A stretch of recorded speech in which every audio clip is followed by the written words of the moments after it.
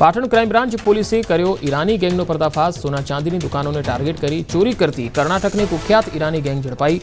પોલીસે 4 આરોપીને ઝડપી 10 લાખથી વધુનો મુદ્દામાલ કર્યો જપ્ત।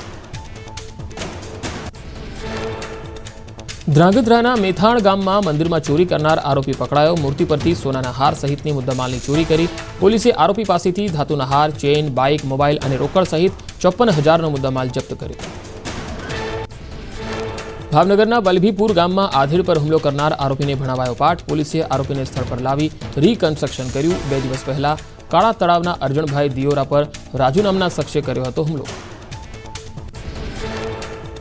સુરતના બારડોલીમાં નજીવી બાબતે 47 વર્ષના વાહન ચાલકની હત્યા। ધુલિયા 4 રસ્તા નજીક કાર ચાલકે નજીવી ટકોર કરતા ઉશ્કેરાયેલા બાઇક સવારોએ ઢોર માર માર્યો। કાર ચાલકનું મોત, 2 લોકો ઘાયલ।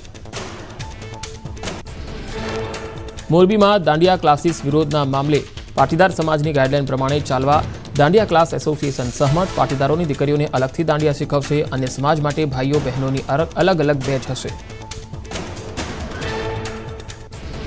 પાટીદાર બહુમતી વિસ્તારોમાં દાંડિયા ક્લાસ નહીં ચલાવી શકાય। બળજબરીથી ક્લાસ ચલાવવાનો પ્રયત્ન કરશે તો પાટીદાર સમાજના યુવાનોની કાયદો હાથમાં લેવાની ચીમકી। અન્ય સમાજના દાંડિયા ક્લાસીસમાં મેલ ફિમેલ કોચ અલગ કરવાના રહેશે।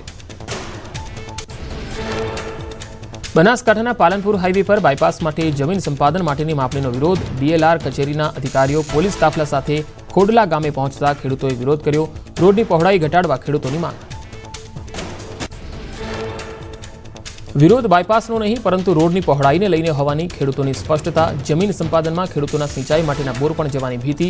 બોર નીકળી જતા ખેતી કેવી રીતે કરવી તેને લઈને ખેડૂતોમાં આક્રોશ।